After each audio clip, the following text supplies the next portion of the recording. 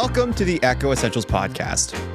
My name is Chris Pekarski, and on today's episode, we have from the Nipissing Serenity Hospice, Bernadette Lindsay in to talk a bit about fundraising for the hospice, community initiative, community outreach, and of course, their big smash hit event, which recently happened, Hike for Hospice. It was great catch up with Bernadette. It's been a while since I've seen her. We know each other from a couple family connections. It was great to chat a bit about what her day-to-day looks like, the pressures of fundraising at a large level, the help that she has with her team and community initiative, just people kind of coming back to her and the team, and just what it costs ultimately to kind of help make up the difference that the provincial government does not make back in terms of what the hospice has to do on their own. Really, really fascinating stuff. We get into the numbers. I don't do a whole lot of math in this episode. Bernadette did a lot for me, but it's great. Feel free to let us know what you think about it. Obviously do all the necessary work. But before we get to the actual episode itself, we do want to throw it and thank our title sponsor, Homewood Suites by Hilton North Bay. North Bay's turning 100, and what a time to be here. From the buzz of the Heritage Parade to sunset concerts at the waterfront, the city is alive with celebration. And you know who's right in the middle of it all?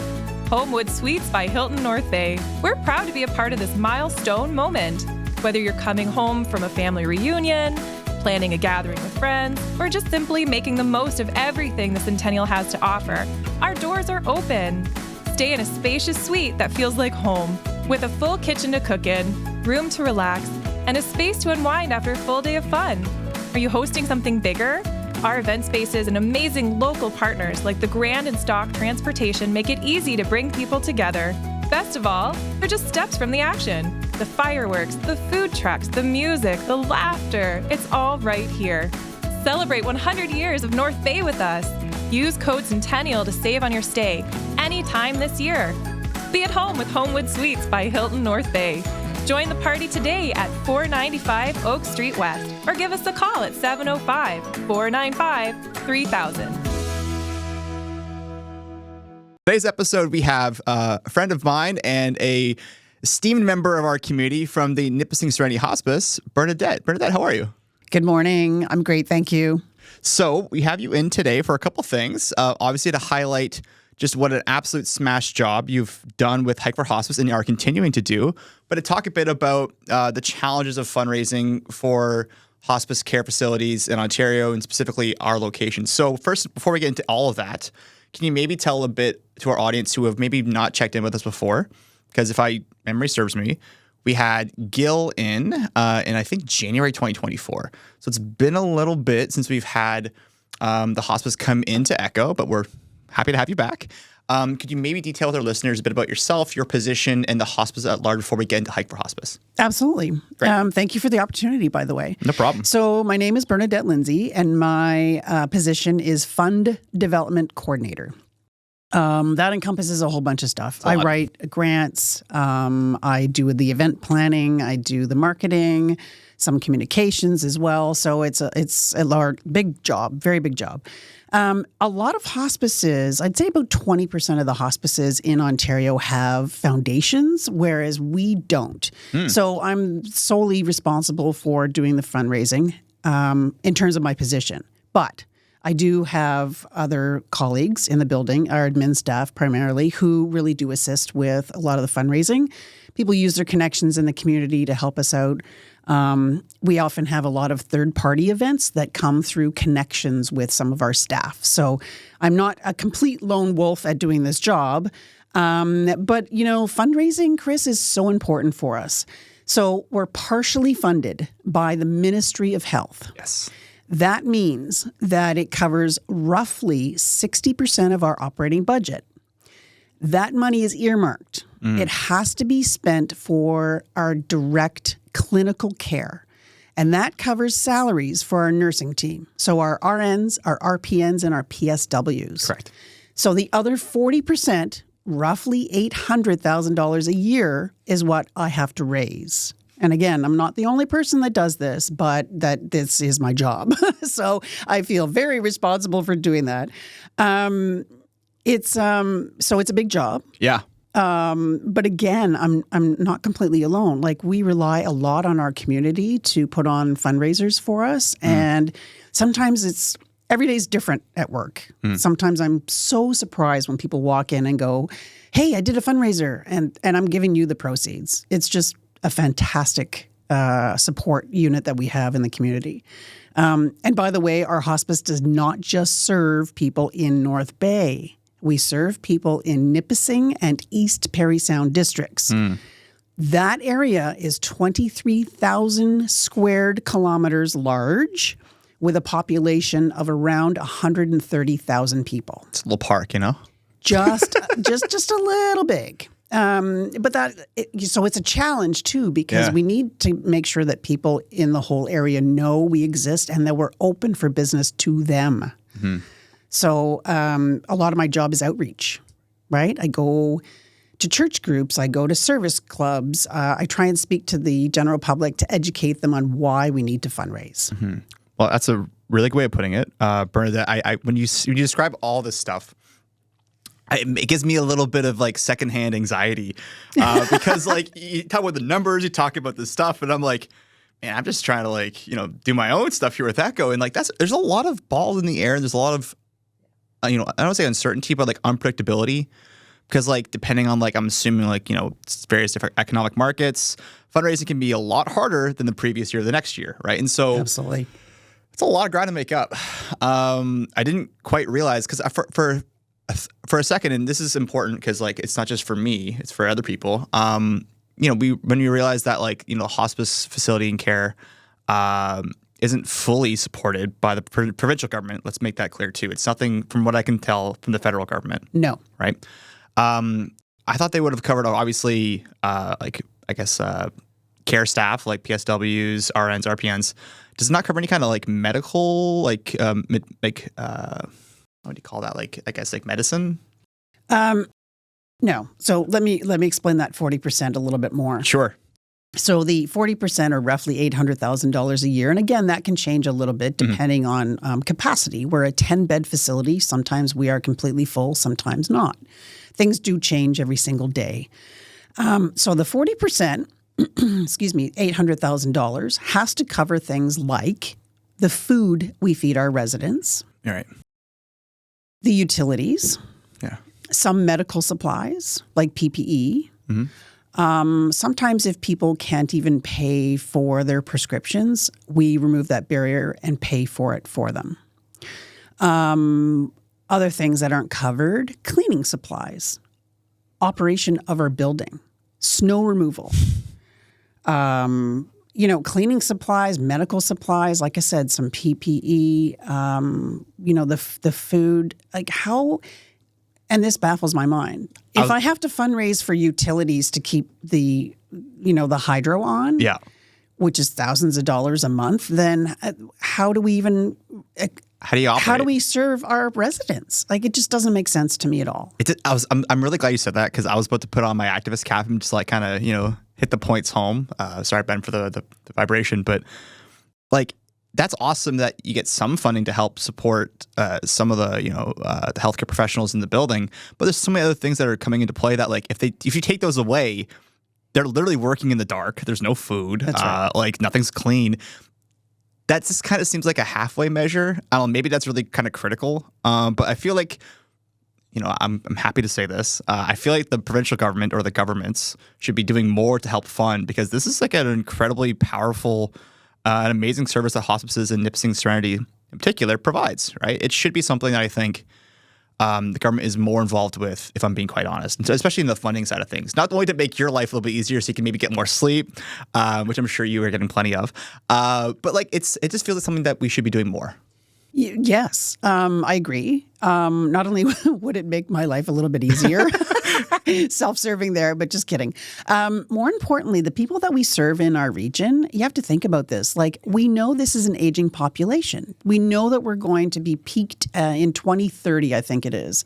So, and Northern Ontario has a larger amount of people in the population that are 65 plus. Right. So the numbers are pretty staggering. So roughly 23% of our population is 65 plus.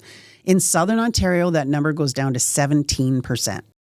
So we already have more older people. We already have more older people that are putting some pressure on the healthcare system, including hospice. We are a choice. Not everybody's going to choose to come to hospice. Right. But we want to make sure that we are available for them should they choose to come. Mm-hmm.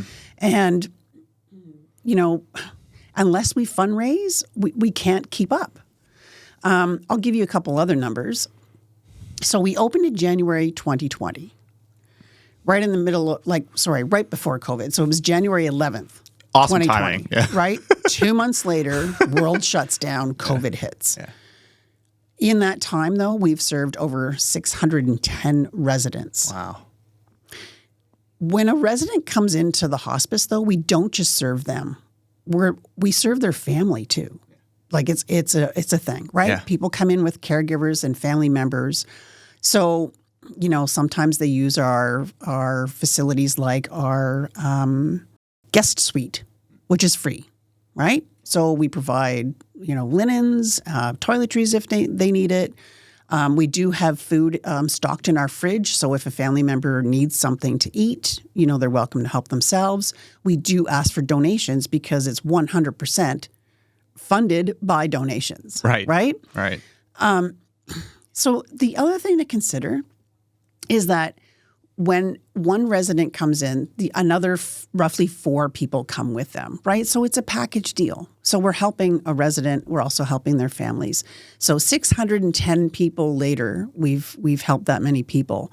Year after year, we've seen an increase of 33% of people coming in. Wow. So if that number continues, like, you know, at that rate, I'm going to have to fundraise for a lot more than $800,000 Yeah. a year. So, you know, I'm really, really, I'm so proud of the work that we do in the community. Mm-hmm. And if anyone ever wants to come in for a tour, we always welcome that, right? So we can give them a tour. We can educate them on what we do. All the services that we provide, the grief and bereavement support that we do in the community is for everybody, not just people we've served. We hold a support group twice a month up at the Village at Canadore. And again, it's open to everyone. Very cool. So if anyone needs help, they can always access that. And I have to give you your flowers. You've done, you know, the hospice in general and yourself included, have done an excellent job at, from, I guess, in the last 5 years. I feel like it's been longer. I mean, Yeah. maybe to be fair, COVID felt like its own decade. That's right. I feel like I aged significantly in that period of time, and I think many others have. But it feels like you've done a really good job just from the outside looking in. Even though, like, you know, I have a very unique connection with the hospice, and my dad used to work, you know, at the hospice once upon a time. I'm obviously a big fan. Your facilities are wonderful. They're gorgeous. It cannot be understated. But I think you guys have done a really good job at really cementing yourself as members of the community in terms of like offering and explaining and detailing what an amazing, you know, opportunity this would be for someone, you know, at the, you know, in their own capacity, right, at their end of life stage. So it's really interesting. I mean, yeah, if anyone gets a chance, go check them out for sure, because it is stunning. I'm glad you said you opened for tours. I've gone on a tour and I was like, okay, this is super cool. Like I don't want to say it's hard to say super cool because like it's a very delicate place for a lot of people, but I would say the hospice team is awesome. They're very supportive, very friendly. I mean, I'm speaking to your own team here. I'm carrying water for you, but you have a great team around you too. And I'm sure that makes things a little bit easier to kind of cement yourself in the community because whenever people come through the door, they can feel that support. Yeah, right? They can. So many people, when they first walk in, their reaction is, wow. They're greeted right away. It's a bright, sunny, fun atmosphere. And I always get people look at me like, what? What do you mean fun? So the philosophy of hospice is that we love every moment of life. Yeah. And we celebrate each moment that we can right up till the end. Death is not a scary thing when you're in a beautiful environment like a hospice that's nurturing and it's loving and it's inclusive, where we have celebrations all the time. We've had graduation ceremonies, anniversary parties, birthday parties. We try and make every moment the very best possible all the way till the end. So we celebrate life, not necessarily death. Right. It's inevitable. And we try and make it as peaceful and comfortable as possible. And I'll tell you again and again, that's what families say to me. When I'm out in the public at things like trade shows or even networking events, or people come up to me all the time and want to tell me their stories about their experience with us. And again, people say the same things. It was so beautiful. It was inviting. It was so comfortable. We appreciate everything you did. The conversations were fantastic. Our volunteers are stellar. People who sit bedside and talk to residents and families. People come in the kitchen and bake every day. Like, we have about 75 volunteers that without their help, with our small team of staff members, wouldn't be able to do what we do. So it's always a group effort. Yeah. Yeah. So let's talk a bit about reaching into the community, right? Mm-hmm. So we'll talk about Hike for Hospice right now. We'll get into other things that you've done and, what hurdles kind of exist. For those listening, or for those who are watching, because it is on video as well, Hike for Hospice just recently happened and you're wrapping up. You're not done fully. But can you maybe detail some of the functional elements of what the event is, the fundraiser, and what you aim to hit and what you are hitting or surpassing potentially? Spoiler alert. So so first of all, the Hike for Hospice is a national event. It is, right? Right, okay. Yes. So in 2020, I joined the hospice in August. And one of the first things that we had to do was put this event on. We had canceled it in May because of COVID. And that's usually where it runs across the country. Okay.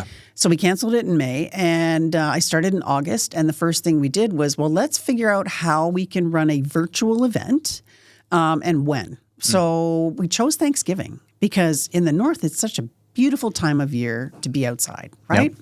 And we all, partake in too much turkey and pie. Guilty. So let's head outside for a walk. Mm-hmm. So that's what we did. Put on a virtual event. Now, I've been doing fundraising for a long time. I have never done a virtual event, and it was very scary. It's tough. Not only do you not know who's going to show up, but you literally have no barometer for that at all. There's a room temperature. It's virtual. Yeah.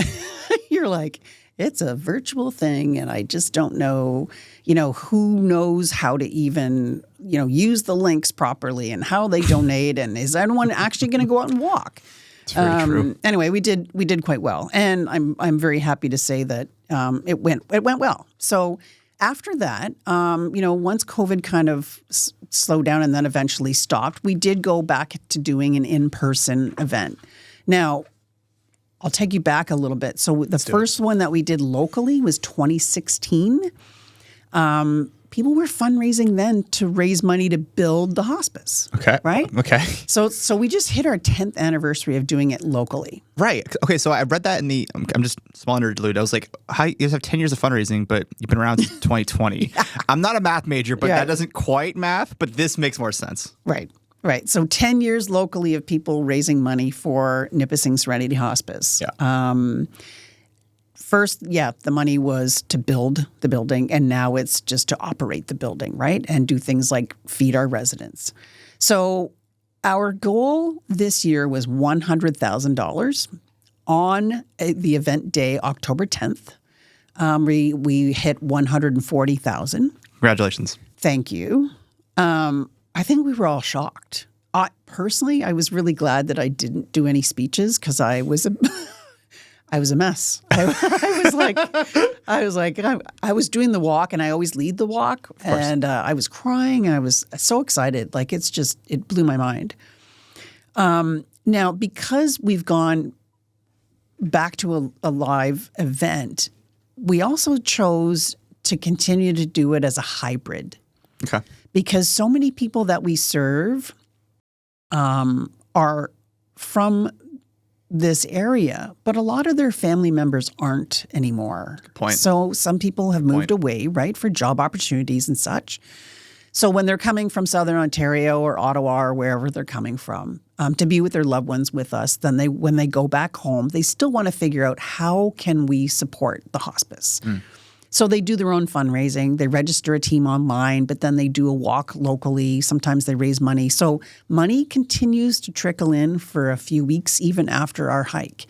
I do also know that I've had some corporate donors say to me that they're waiting on the checks to come in. Thanks to Canada Post for going back to work so that money can come in. So I will be having a couple more $1,000 come in for sure. Chris, I wouldn't be surprised if we hit 150,000. Fingers crossed, right? I'm so blown away by that. That's awesome. Congratulations. That's a tremendous number. Yeah, it is. And I thank you. But let me give you some perspective. So let's say we're at 145,000 right now, close to 146.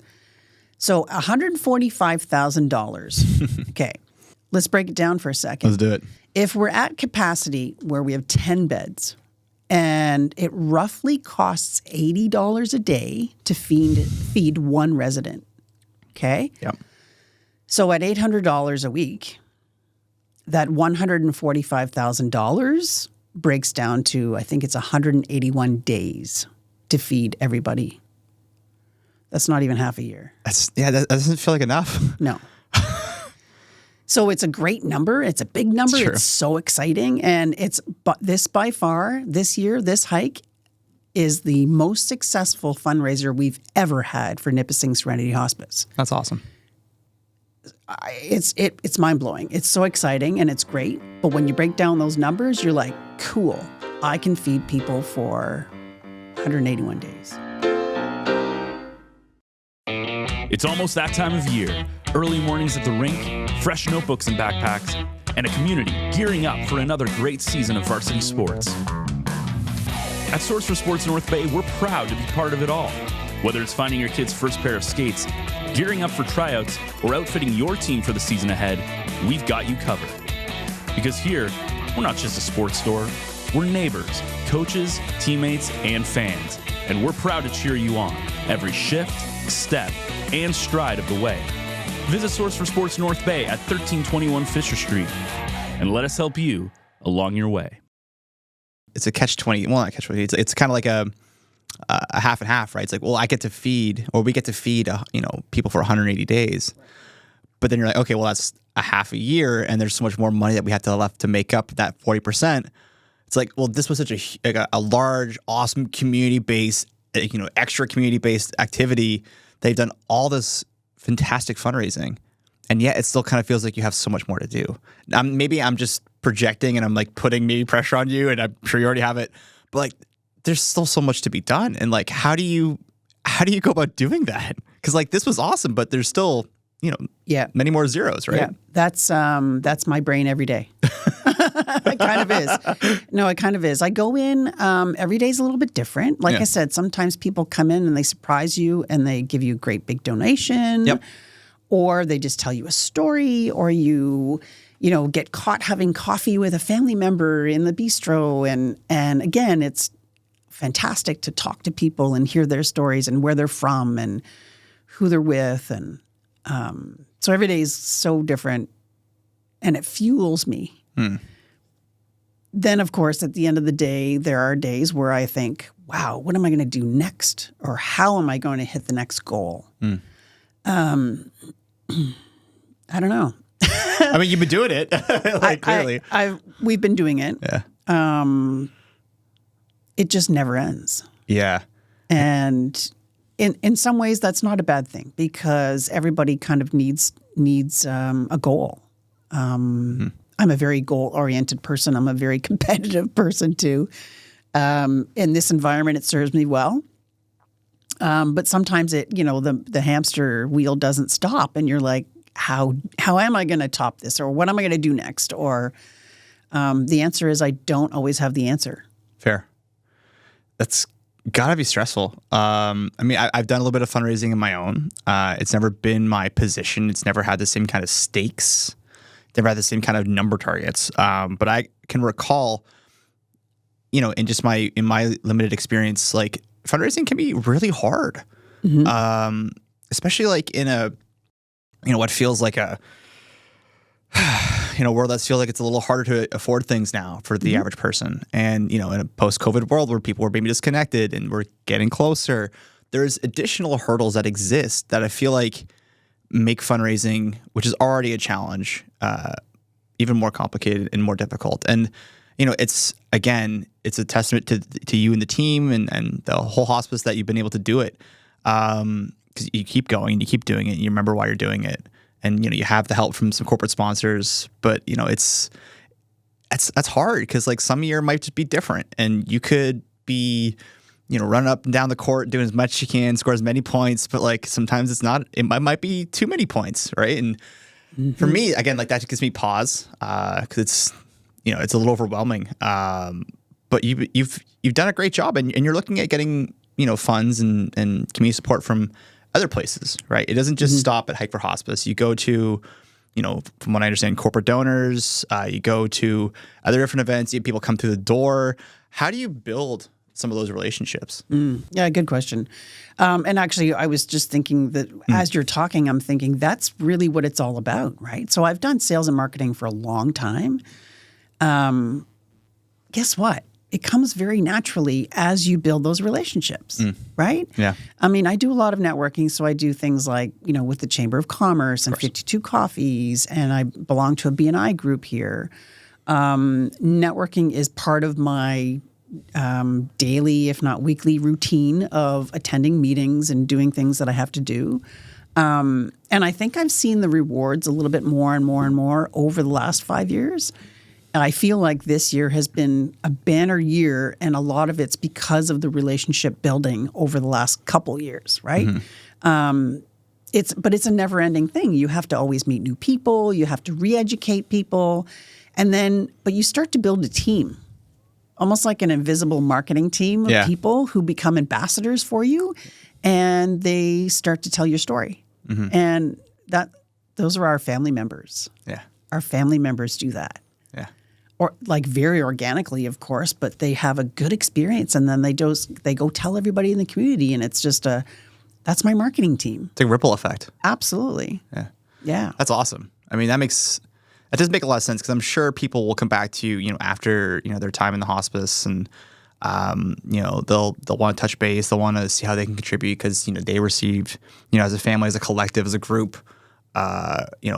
excellent hands-on, amazing service and attention. Right. Yeah. And I think that's a good point is that, when you continue to help people, that loop comes back to you. It's, and this is what fuels me. When I'm out in the public, even somewhere like a grocery store, and somebody just randomly recognizes me and walks up to me and says, I just have to tell you about my experience, or I just have to tell you, thank you again. Our experience was fantastic. Sometimes a lot of tears follow that because I'm so humbled and I'm just so grateful for them sharing their experience and telling me. Even though I wasn't necessarily sitting bedside with them, they still recognized that everybody as a whole in that building had some part in their experience. Yeah. And I'm so grateful that they share with me because that's what fuels me. That's what gets me out of bed the next day and goes, okay, how am I going to raise money today? Right. Or how am I going to educate somebody today? Right.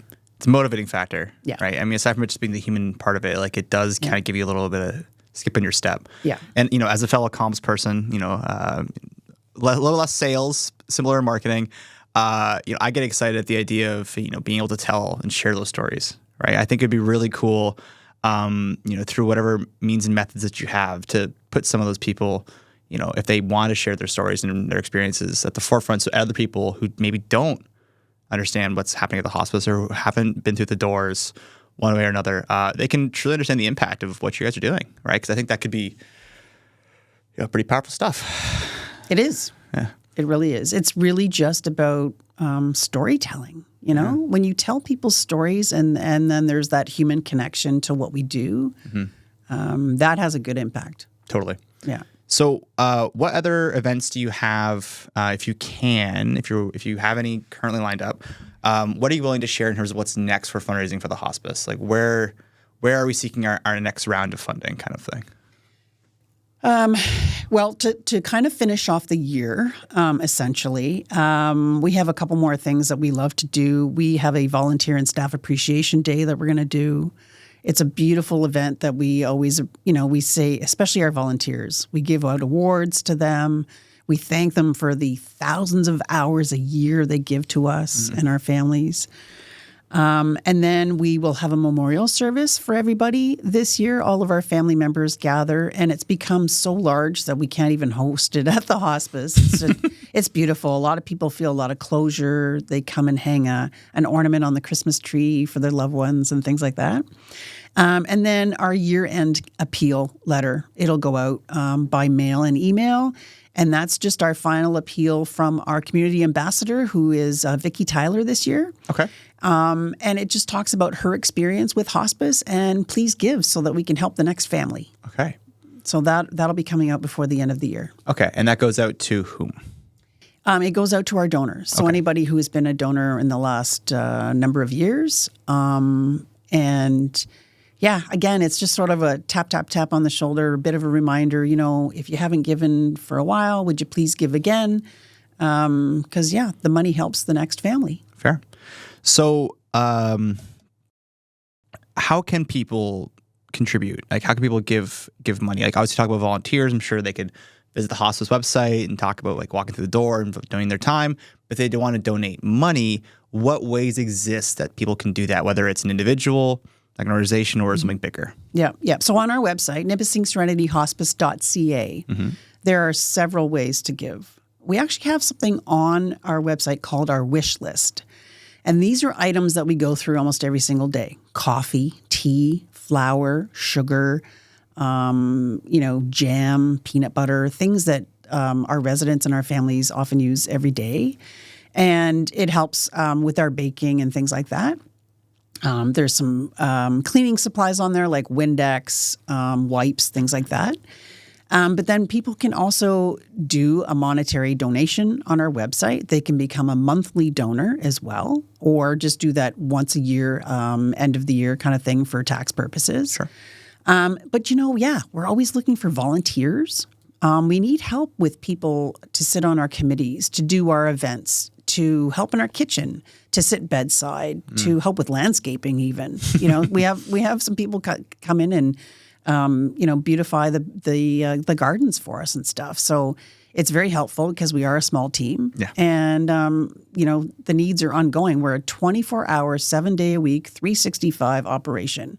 We never shut down. We don't have visiting hours. We have people in the building all the time. So, we need help. We always need help. If anyone wants to come in for a tour and get to know like the hospice services and what we provide and especially to ask questions about fundraising, my door's always open. People can come in and see me anytime. Fair. I just had a question actually came up in my own head as we're going through this. Like if you need to if there's a new development or a new purchasing request or new equipment that you had to do, that probably adds to the total. It probably makes things a little more complicated. I'm sure some of that might come through the government, but it sounds like some of it might not. Just important to keep that in mind too, because it's not like you have always everything you need. It's not like you only need those wish list things. Things change, things break down, things advance. Those are also kind of things to keep in mind because you're constantly looking at providing the best service, right? Yeah, very good point. Actually, we had to replace some of our beds this year. And if it wasn't for some of the service clubs who can often give us larger donations, that wouldn't have happened. I had applied for some grants to actually get what's called a cuddle bed or a bariatric bed. It's double wide so that people can lay and sleep together. It's very therapeutic. Cool. And I had applied for grants to get one because they're very expensive. I wasn't successful at that, so luckily a couple service groups came through with a couple larger donations this year, and we were able to replace a couple beds. So fantastic. Yeah. And those are high-ticket items. Yeah. They're just not easy to find in a budget, so... Yeah, I'm sure you can't just hop down the street and find one. It's a bit of more of a special ask. Actually, before we kind of wrap up, I want to talk a bit about what it looks like to process and file a a grant or like try to collect request support, what's that look like? Whether it's from other third parties or the government, if it's something different, like. Do you go through different channels for that? I do. So I use an online platform, and I source. I have to spend quite a bit of time mining through this database of people. Sometimes it's private foundations that the banks would, be gatekeepers of, per se. Yep. Sometimes it is government. Trillium Foundation would be one of them. And I think in this past year, I was trying to look for something very different in terms of some family foundations, but sometimes they're a little bit harder to find. And then again, making an appeal to them. If they're not local, then they really wouldn't know about our operations. So it's a bit of a challenge to try and explain everything in like a one-page letter. Yeah, fair. If you will. But I always try and do my best. Grant writing is not an easy thing. No. Some people at foundations, other health organizations, sometimes it's one person's job just to do grant writing. Yeah. And I kind of do that a few times a year. Yeah. So. Yeah. Well, when you said initially, like all your hats, I'm like, that's a big, hat rack. You have a lot of things you have to do. Yes. Grant writing is challenging. It's you got to be particular. You have to kind of state exactly what you want to do. And I don't have a lot of experience in it, but I know people who do. It's precise.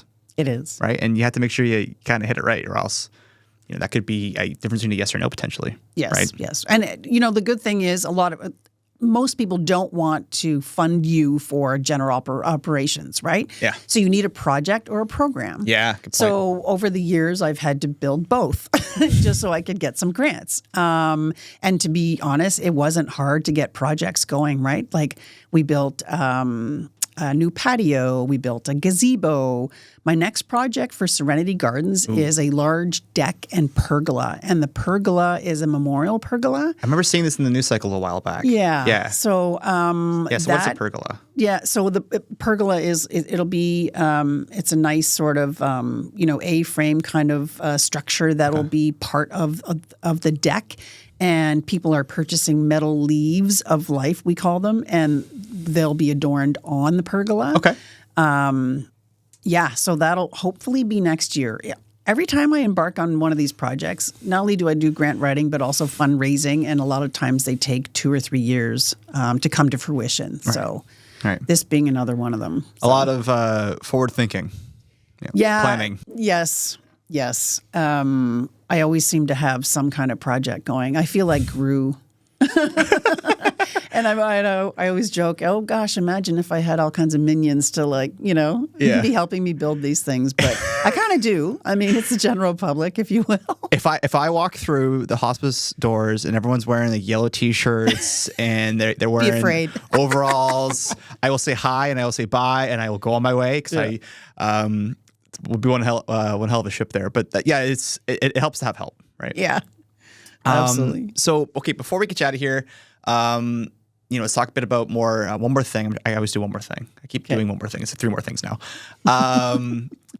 What else is happening in the community that you're connected with? Because I remember, correct me if I'm wrong, and if it's no longer in cycle, we can edit this out. Was there not at one point in time like a connection with the university or a professor up there on it was some sort of like lecture or some sort of like talk? Is that a thing? Dr. Srigley has done some stuff with us before. Is there a lot of stuff like that happening, or other things that can kind of? Yeah, things do come up. So we often have these workshops, and they're Death Cafe is what they're called, and we have them at the hospice. Sometimes it's one-off, like Dr. Srigley has had a few events where we've made sure that, especially we tell people that we serve, obviously, that they can go to these events. A lot of people really like to attend workshops, to educate themselves, right? So sometimes we have workshops where we're bringing in like financial planners or lawyers or things like that, or partnering with other organizations that are doing that. It's important for us to be able to help people who have questions, about finances and death and all those other things that go hand in hand. So, I was gonna say, 'cause that's a whole different side of like the whole communication, fundraising, community piece of it is like getting people resources or understanding or education pieces, right? Or whether it's networking with the community or helping people who want to know more of that specific. Those kinds of events will probably go a lot farther than just like a web page might. Yeah, for sure. And we've got the space. Like we've got what we call the bistro area. So it's a large dining room area. It's a beautiful room. I've loaned it out and rented it out to people for things like celebrations of life and workshops and what have you is what I meant to say. Yeah, it's a beautiful space. And then again, it only helps those that we serve, right? It offers them information. Sometimes people are swiped with some of the stuff that comes up after death. So if we can help educate them and give them resources, then we do. Perfect. Okay. I think that covers most of my things. I printed out all these pages, but Bernadette, as you always do, you came prepared. You had your stuff ready. Is there anything that you would want to tell our listeners or viewers about the hospice or the events or things that you're doing right now that we can kind of end off on as like a high note or a point of reference? Absolutely. So again, on our website, Nipissing Serenity Hospice.ca has a list of all of our events all the time. It also has a very important impact report. For the first time ever, we did one this year, and it reflects upon last year. Looking at the fundraising, look at how many outreach opportunities we had. It'll show people exactly where the money goes, what we spend it on, how we've built different programs and services. So it's if somebody's very interested in knowing more about us, then that's a really good document as well. Perfect. And they can find that on the website. On the website. Perfect. I'll give it a read. I've printed out some pages from the website already, but there'll be one more that I'll have to and happily read. So Bernadette, thank you so much for joining us. Thanks, Chris. We appreciate it, and we'll see you soon. Thank you so much. I appreciate the opportunity.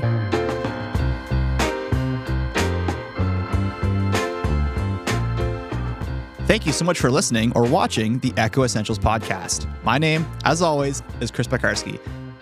Tell us what you think about the episode. Have you seen the hospice? Have you visited? Have you donated? Have you contributed? Let us know.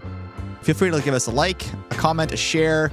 Make sure to subscribe. If you get a chance to, if you can, check out our Echo Essentials newsletter. Visit our website. Stay tuned on all things Echo and North Bay community related. Thanks so much for listening. Take care.